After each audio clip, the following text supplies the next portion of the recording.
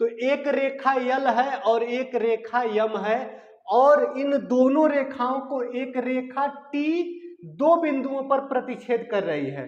जो रेखा टी है इसको बिंदु P पर प्रतिच्छेद कर रही है और बिंदु Q पर प्रतिच्छेद कर रही है। तो जो ये रेखा T है इसी को क्या कहा जाता है? ट्रांसवर्सल लाइन, तिर्यक रेखा कहा जाता है। तिर्यक रेखा का मतलब दो रेखाएं हो या दो से अधिक रेखाएं हो, और उन रेखाओं को अगर किसी एक अन्य रेखा के द्वारा कई बिंदुओं पर, भिन्न भिन्न बिंदुओं पर इंटरसेक्ट कर दिया जाए, प्रतिच्छेद कर दिया जाए, तो जो ये रेखा प्रतिच्छेद कर रही है उस रेखा को तिर्यक रेखा या ट्रांसवर्सल लाइन बुलाते हैं।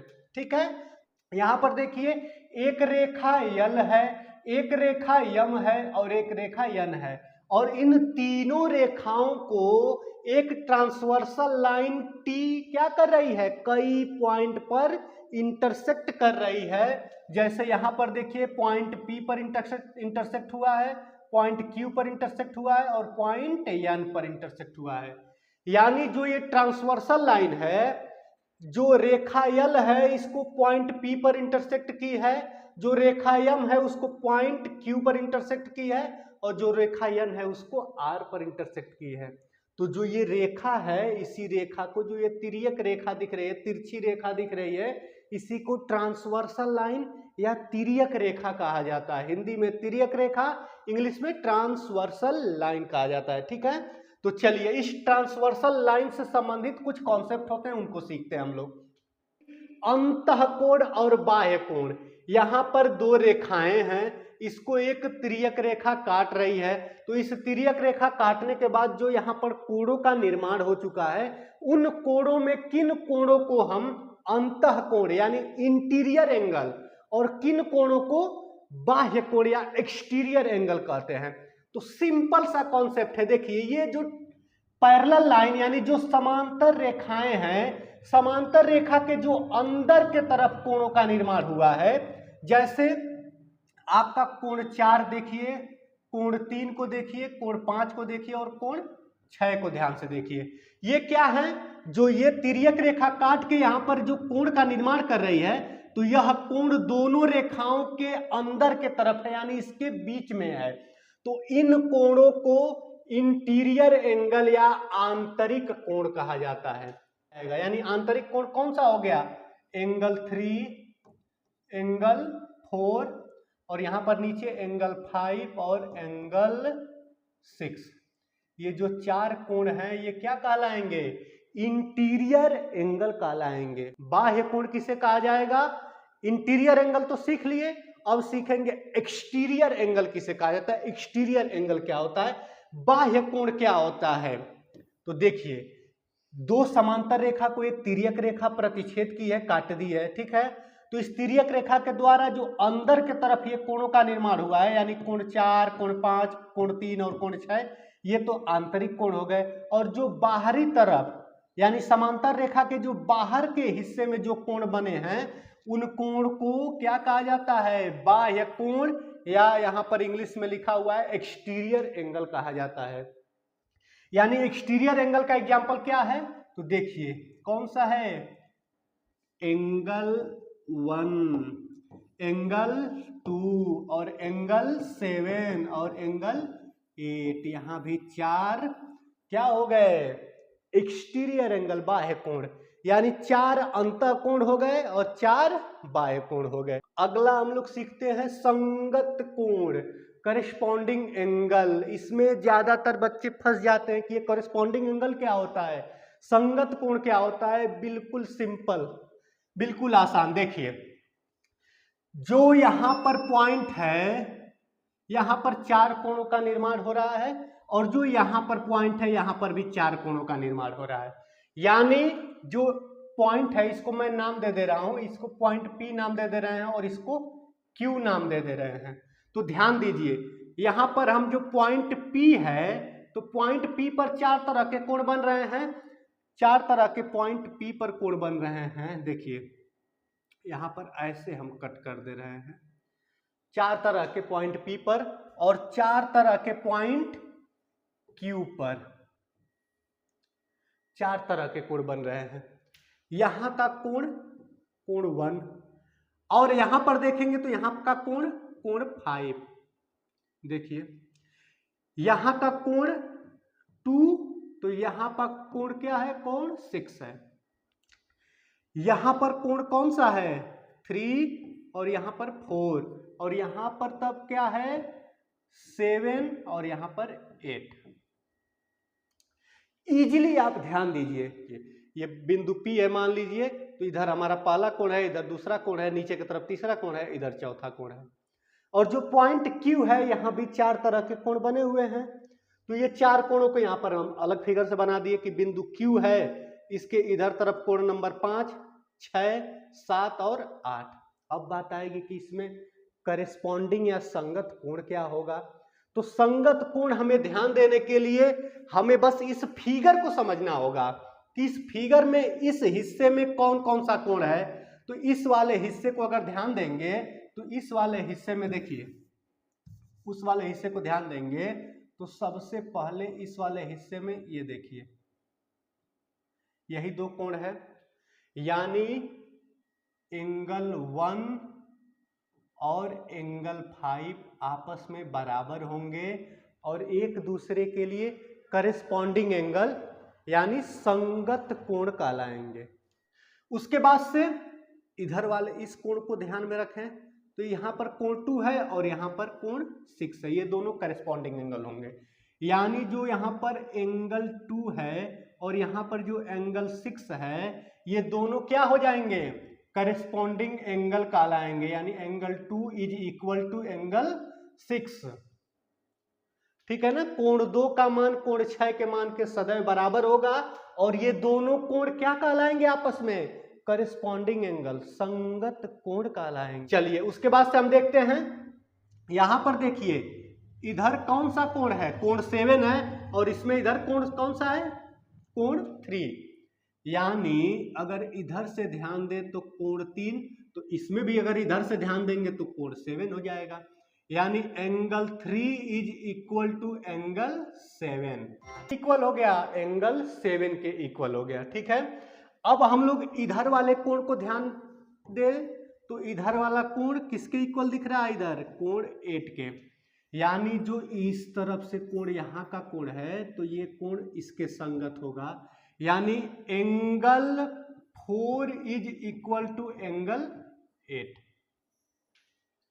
यानी यहां पर जो एक बिंदु पर 4 कोण बन रहे हैं और अन्य बिंदु पर भी जो 4 कोण बन रहे हैं, तो उन 4 कोणों में देखिए ये संबंध है कि जो एंगल 1 है वो एंगल 5 के इक्वल होगा। मतलब जो कोण 1 का मान है कोण 5 के बराबर होगा। ये दोनों एक दूसरे के करेस्पॉन्डिंग एंगल कहलाएंगे, संगत कोण कहलाएंगे। यहां पर एंगल 2 और एंगल 6 क्या है, दोनों करेस्पॉन्डिंग एंगल हैं और आपस में इक्वल होते हैं। एंगल 3 किसके करस्पॉन्डिंग, एंगल 7 के, और एंगल 4 किसके करस्पॉन्डिंग होगा, एंगल 8 के। यही हो गया संगत कोण, और संगत कोण आपस में सदैव बराबर होते हैं। चलिए अगला कॉन्सेप्ट हम लोग सीखते हैं, अल्टरनेट अंतः कोण का मतलब क्या होता है, इंटीरियर एंगल, और इसको बाह्य कोण को एक्सटीरियर एंगल कहते हैं। यानी एकांतर अंतः कोण, एकांतर बाह्य कोण किसे कहा जाता है। ठीक है। तो सबसे पहले तो ऊपर कॉन्सेप्ट लिखा है अंतः कोण, और वो भी कैसा अंतः कोण, अल्टरनेट, एकांतर। देखिए अल्टरनेट का मतलब क्या होता है, अल्टरनेट के कॉन्सेप्ट को समझने के लिए बिल्कुल इजीली सीख सकते हैं। जो ये जेड का कॉन्सेप्ट होता है, देखिए इस प्रकार से जेड बना लीजिए और या इस प्रकार से जेड बना लीजिए। ठीक है। ये जो जेड बन गया है, तो जो यहां पर एंगल होता है और जो यहां पर एंगल होता है, ये दोनों कैसे एंगल कहलाएंगे, अल्टरनेट एंगल कहलाएंगे, एकांतर कोण कहलाएंगे। एकांतर कोण इन्हें कहा जाता है। अब ध्यान से हमें समझना है, अगर इस पर ध्यान दे जेड की आकृति, तो यहां से देखिए ऐसे आते हुए और फिर इधर जाएगा। यानी यहां पर अगर उस फिगर के हिसाब से ध्यान दे तो यहां पर एंगल 4 पड़ेगा और यहां पर एंगल यहां पर एंगल 6 पड़ेगा आपका। यानी जो एंगल 4 है और जो एंगल 6 है वह दोनों अल्टरनेट एंगल कहलाएंगे, एकांतर कोण कहलाएंगे। अब एकांतर कोण भी दो तरह का होता है, एक तो एकांतर अंतः कोण होता है और एकांतर बाह्य कोण होता है। कि अगर मान लीजिए कि ये रेखा यल है और ये रेखा यम है, दोनों पैरेलल है और इन दोनों पैरेलल को एक ट्रांसवर्सल लाइन मान लीजिए कि टी के द्वारा ऐसे काट दिया जा रहा है अलग अलग बिंदुओं पर, तो जो ये अंदर के तरफ दोनों समांतर रेखाओं के जो अंदर के तरफ के कोण हैं, इन्हीं कोणों को आंतरिक कोण कहते हैं। जो ये हमारा अंतः कोण एंगल 4 है, यानी जो हमारा अंतः कोण एंगल 4 है, और यह एकांतर कोण एंगल 4 किसके इक्वल हो जाएगा? एकांतर कोण 4 अल्टरनेट एंगल यानी एंगल 6 के इक्वल हो जाएगा। यानी जो कोण 4 है, कोण 6 के क्या होगा? एकांतर कोण कहलाएगा, यानी अल्टरनेट एंगल होगा। देखिए ऐसे हम जेड बनाए हैं और फिर ऐसे जेड बना रहे हैं। देखिए यहाँ पर जेड बनता हुआ दिख रहा है, ऐसे करके फिर ऐसे करके ऐसे जेड बन रहा है। तो यहाँ पर हमारा क्या है? एंगल 3 है और यहाँ पर क्या है? एंगल 5 है, ठीक ना। यानी आपको दिखाई दे रहा है कि जो ये इधर से हमारा एंगल 4 है, तो ये इसके अल्टरनेट एंगल कहलाएगा, यानी एकांतर कोण कहलाएगा। और एकांतर कोण आपस में क्या होते हैं? बराबर होते हैं। और जो इधर से है तो उसका इधर से वाला, जो इधर से कोण एंगल 3 बन रहा है, वह एंगल 5 के क्या कहलाएगा? अल्टरनेट एंगल कहलाएगा, यानी एकांतर कोण कहलाएगा। यानी angle 3 is equal to angle 5, ठीक है। ये दो क्या हो गए हमारे? दोनों के दोनों अंतः कोण हो गए, अल्टरनेट इंटीरियर एंगल यानी एकांतर अंतः कोण हो गए। तो देखिए ये एंगल 1 हमारा है, ये बाह्य कोण है, एंगल 1 हमारा बाह्य कोण है, और क्या है? एंगल 2, दो बाह्य कोण हैं। अब उन बाह्य कोणों का अल्टरनेट एंगल क्या होगा? एकांतर कोण क्या होगा? तो देखिए समझिए, एकांतर कोण का मतलब क्या होता है कि जो ये एंगल 1 है, ये एंगल 1 इधर से बाहरी हिस्से से यहां पर पड़ रहा है, तो जो इधर बाहरी हिस्से से एंगल 7 है, यह उसका क्या कहलाएगा? अल्टरनेट एंगल कहलाएगा, यानी उसका एकांतर बाह्य कोण यानी अल्टरनेट एक्सटीरियर एंगल कहलाएगा। यानी एंगल 1 का मान किसके बराबर होगा? एंगल 7 के बराबर होगा। और इसी प्रकार से अगर एंगल 2 को ध्यान में रखेंगे तो एंगल 2 हमारा वाला इधर वाला एंगल यानी एंगल 8 के इक्वल हो जाएगा। यानी एंगल 2 किसके इक्वल है? एंगल 8 के इक्वल है। ये जो दोनों कोण हैं, ये दोनों कोण क्या कहलाएंगे आपके? ये दोनों के दोनों कोण अल्टरनेट इंटीरियर एंगल और एक्सटीरियर एंगल कहलाएंगे। अब चलिए शीर्षाभिमुख कोण वर्टिकली अपोजिट एंगल क्या होता है? तो वर्टिकली अपोजिट एंगल मतलब वर्टिकल का मतलब क्या होता है? वर्टिकल शब्द कहां से लिया गया है? वर्टेक्स शब्द से लिया गया है, जिसको हिंदी में शीर्ष कहा जाता है, ठीक है। और शीर्ष पर किसका निर्माण होता है? कोण का निर्माण होता है। जैसे अगर ये रेखा यल, ये रेखा यम, इसको एक ट्रांसवर्सल लाइन टी क्या कर रही है? इंटरसेक्ट कर रही है, तो दो पॉइंट पर इंटरसेक्ट कर रही है। ये वाला पॉइंट हमारा एक वर्टेक्स है और एक वर्टेक्स यहाँ पर है, और इस वाले वर्टेक्स मान लीजिए इसको P से दिखा दे रहे हैं, इसको Q से दिखा दे रहे हैं। तो जो हमारा वर्टेक्स P है, इस पर 4 कोणों का निर्माण हो रहा है। 4 कोणों का निर्माण हो रहा है वर्टेक्स P पर। कितने तरह के कोण? 4 तरह के कोणों का निर्माण हो रहा है। यहाँ पर 1 हो गया, यहाँ पर 2 हो गया, यहाँ पर 3 हो गया, यहाँ पर 4 हो गया। अब बात आएगी कि ये शीर्षाभिमुख कोण वर्टिकली अपोजिट एंगल क्या कहलाता है? सिंपल सा कॉन्सेप्ट है। इन कोणों में जो एक दूसरे के आमने सामने के कोण हैं, एक दूसरे के आमने सामने के जो कोण हैं, वही वर्टिकली अपोजिट एंगल कहलाते हैं। यानी जो एंगल 1 है, जो देखिए ऐसे ध्यान रखिए, ये ध्यान दीजिए, यानी एंगल 1 किसके इक्वल हो जाएगा? एंगल 3 के। ये दोनों कैसे एंगल कहलाएंगे? वर्टिकली अपोजिट एंगल यानी शीर्षाभिमुख कोण कहलाएंगे। एक ही शीर्ष है, एक कोण का मुख कहीं अलग दिशा में है और एक कोण का मुख अलग दिशा में है, ठीक है ना। और वो दोनों एक दूसरे के वर्टिकली अपोजिट एंगल कहलाएंगे और वो आपस में बराबर होते हैं, इक्वल होते हैं, ठीक है। उनका मेजरमेंट आपस में इक्वल होता है। यहां पर ध्यान दें तो यहां पर आपको दिखाई दे रहा है यानी एंगल 2 किसके इक्वल हो जाएगा, तो एंगल 2 हो जाएगा एंगल 4 के इक्वल।